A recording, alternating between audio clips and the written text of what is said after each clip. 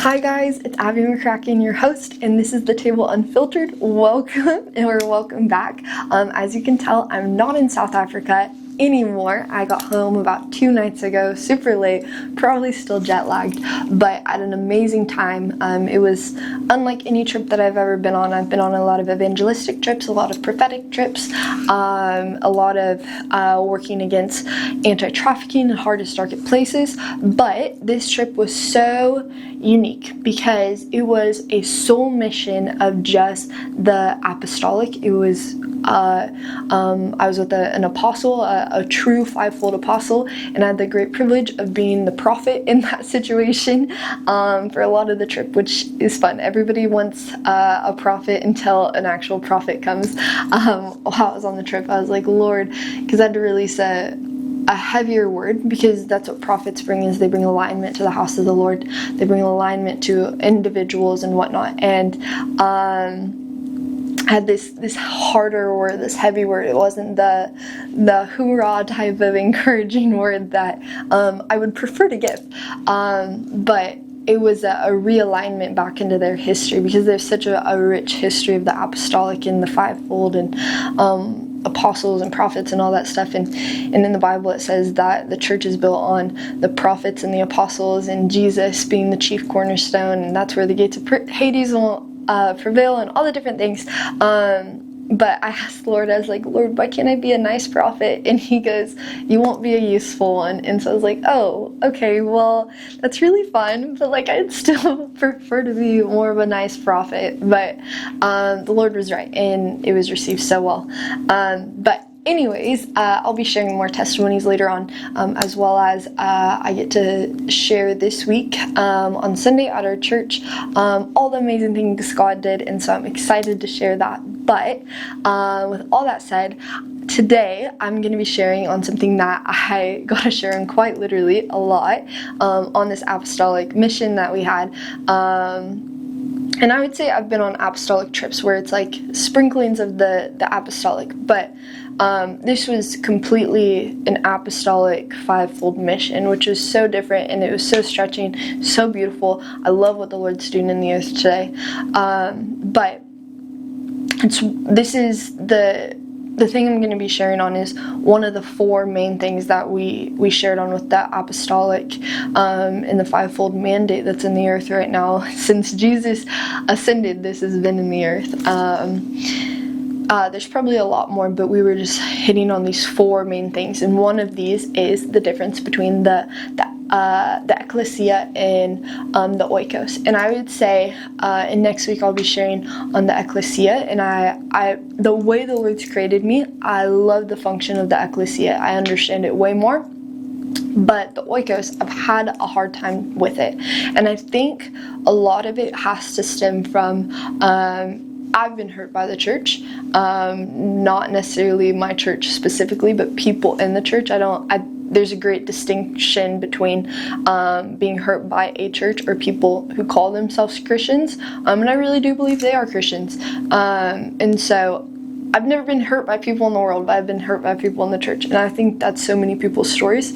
And so I think there's a side of me that has ran from the oikos, because it is the family of God. It's the gathering of the Lord, and that's quite literally with the name of my channel being The Table Unfiltered, and the table of the Lord is what we talk about in every single episode, and we'll always talk about, because it's been so profound. But I think there's a side of the oikos that it does call all of those hard things out. It creates a level of maturity. It creates a level of vulnerability, of intimacy, of growth.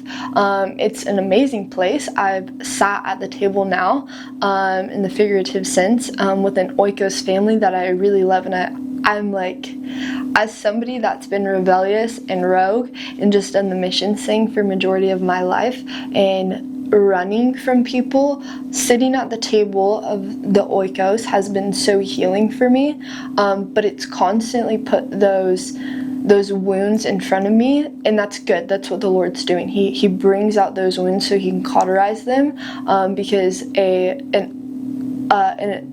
a wound that's left unhealed will turn into an infected wound, and that's not the Lord's way of operating. And so, and I say it all the time, trauma isn't our inheritance, Jesus is. And so I think this is one side of the church that I would say a lot of people have had a problem with, and some people with their personalities, it's easier because they long for connections for them to join the Oikos, but then there's other people that want to join the Ecclesia because it helps you be rogue. And if you're created a justice person like I am, you're building and it's fun. And then this other side feels very wimpy, but there's a place of belonging at the table. And so what is an oikos? An oikos is a Greek word for family, friends, neighbors, your employers, your employees. It's everybody in that metron, to say, that you're in contact with. It's your church family. It's your kids. It's their friends. It's your friends. It's all of that included. So for me personally, I live with my family. And so it's not just me and my parents, but it's my siblings, it's their friends, it's my friends, it's my parents' friends, it's our church family, it's our ministry school, it's everybody that we are in relationship is a part of my oikos. And so that's a fun but like kind of daunting thing to really think about, that these people are all a part of my family. They're not just people I know, but they're my family. It's the Lord's given me a responsibility to take care of them, to draw them to the table, to help grow them. And that's the same for you. Everybody in your life that you're in connection with is a part of your oikos, and it's your job, it's your responsibility as well as theirs to take care of you and you to take care of them. And that's not just physically, but it's spiritually, it's emotionally, it's your soul, your body, your spirit, it's all of it included. And that's what we do as an oikos, is we take care of them. And I think that's a perfect portrayer of the church. It's a perfect picture of it, because we don't just come in to just be sent out. Our house is a sending house. So we have a lot of people that come in, they get equipped, and we send them out. And I'll get into that next week with the ecclesia. But it's so much more. It's coming in. It's your leaders, your pastors. It's them scrubbing those wounds away. And yes, it hurts, but they don't want it to get infected.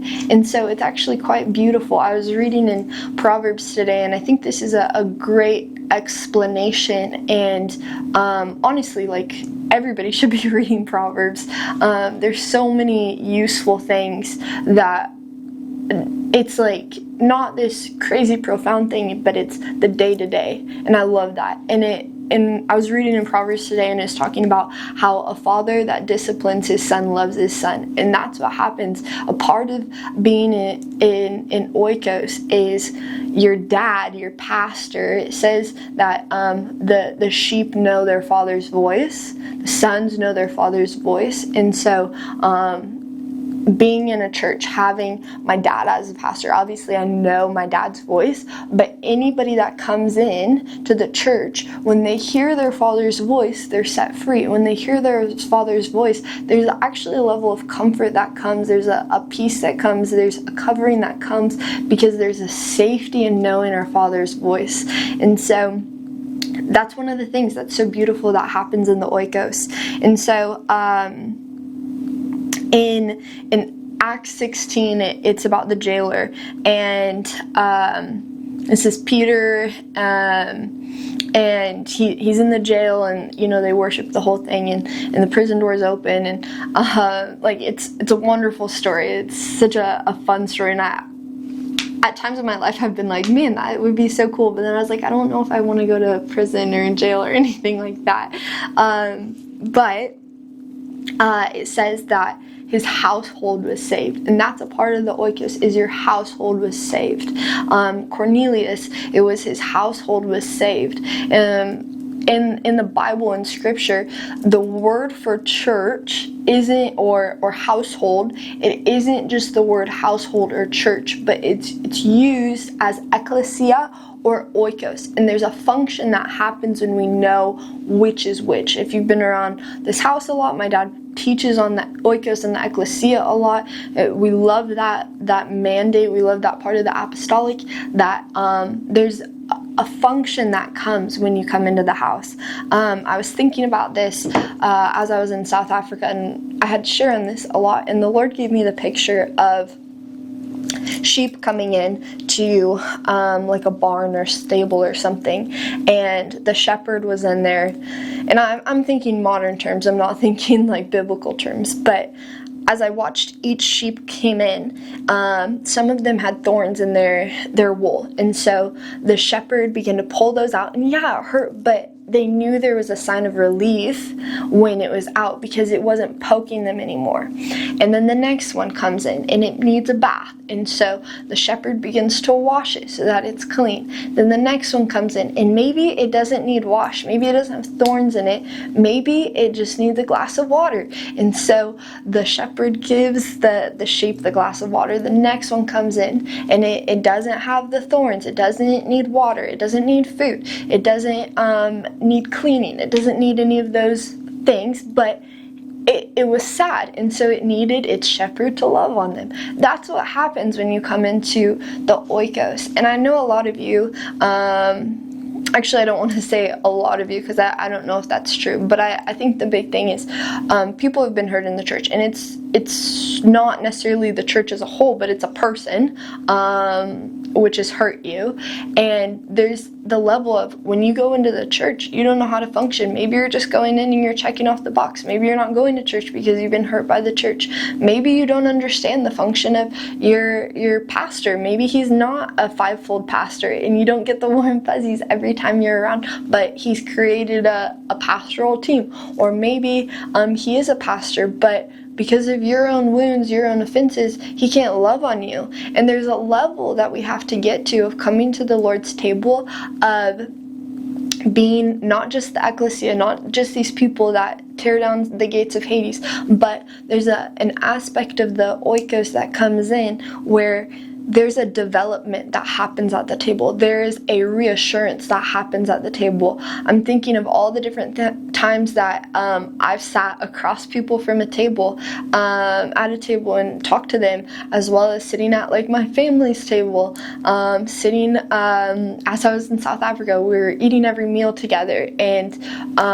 one of the big things that I like to ask leaders, and the apostle on the trip has been like a spiritual dad to me, a leader, somebody I really look up to, and they have so many years in ministry. And one of the questions I've learned early on, even though I used to be so prideful, and I probably still am, let's be honest, I'm 24 years old, and there's a lot I need to learn, but one of the questions that I've learned to ask at a young age, and maybe I didn't always take what they said in consideration, but I've really learned to ask this and enjoy not getting the pat on the shoulder. I think a lot of people want the next best thing. We want the pat on the shoulder, we want the encouragement, we want the warm fuzzy prophetic words, but not many people want the discipline. And that's what happens in the Oikos. It's not just the warm fuzzies, it's not just all of that, but it's also the discipline. I brought that verse up about in Proverbs about how a father disciplines his son because he loves them. And just like Father God, he disciplines us because he loves us. He's not punishing us, he's not mad at us, but he's madly in love with us. And so that's why there's a level of maturity that happens. But this question that I've asked leaders, and I actually asked this to the leader of the trip, the apostle of the trip. I asked him because he's seen me minister, and I've been in a few nations. Like, he's seen me in the States minister, all the different things. And I asked him, I know you have good things to say about me, but what is something I can work on? And I don't want you to hold back. I don't want you to be nice. I want you to give me the honest feedback, because I can't grow if I don't know. And he gave me a harsh word, and it was in front of everyone. And that's like these people that I've just learned to love. Like, I've just met them and I thoroughly love them. I was on a trip with just all Aussies, and I literally love them so much.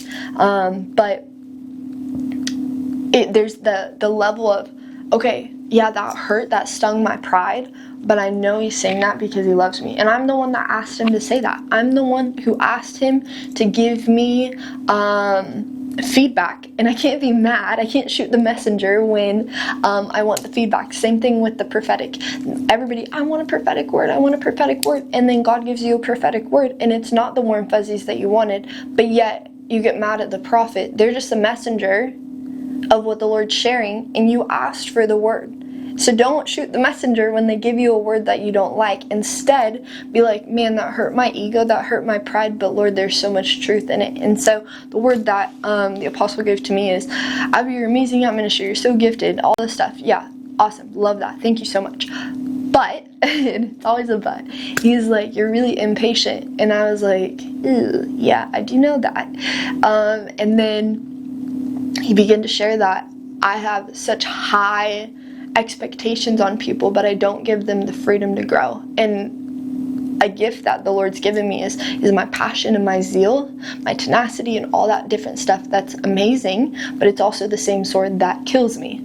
And that's quite literally with anybody. They have a gift from the Lord, but also that gift, when it's turned around, can really hurt them. And so I expect people to be at the place that I expect them to be. And I feel like it's a lot of discerning and prophetic of why I think they should be there. But when they're not there, I get really mad at them. I get very impatient, and I want to drag them to their success. And there's a level of, that's actually a me issue. It's not everybody else. Yes, they're still going around the mountain, and I have to be okay with them going around the mountain because it's not my life and I can't control people. But when you come to the Lord's table, when you come to the Oikos, there's a level of maturity that happens where those hard things happen, but you also have to not judge the other person and pull them into your experience because they're not there yet. You simply share what's happened to you, you give away that's happened to you, but you can't be mad if they're not walking in it. And we've seen this so many times. Like, everybody probably has that person in their family that they've done the same things over and over again, and they're like, I don't know why my life isn't working out, I don't know why I don't have a job, and they don't show up to work on time, they don't they don't save their money, they don't know how to do anything, they have zero stewardship of what the Lord's given them, and they're like, why is nothing working out, everybody hates me. And we all have that person, and it's not a lack of gifting, it's a lack of discipline. And so discipline happens when we come to the table of the Lord. Discipline happens when we come to the Oikos. And so I really want to encourage you guys with this. I'm not going to pray or anything like that. I just want to encourage you guys. When you go into the Oikos, understand what's happening. It's sometimes the warm and fuzzies. Sometimes it's your wounds getting healed. Sometimes it's discipline. And you have to be okay with that. You have to be okay with the Lord being so kind to give us what we need, not what we want. And so I can't wait for you guys to see the next episode. Can't wait to share if you're in the area, or if you can tune in online on Sunday to hear about what's happened in South Africa. If not, all good. Like, subscribe, share, whatever. It's so good being with you guys. I'm so glad to be back. Anyways, have a great rest of your day. Bye.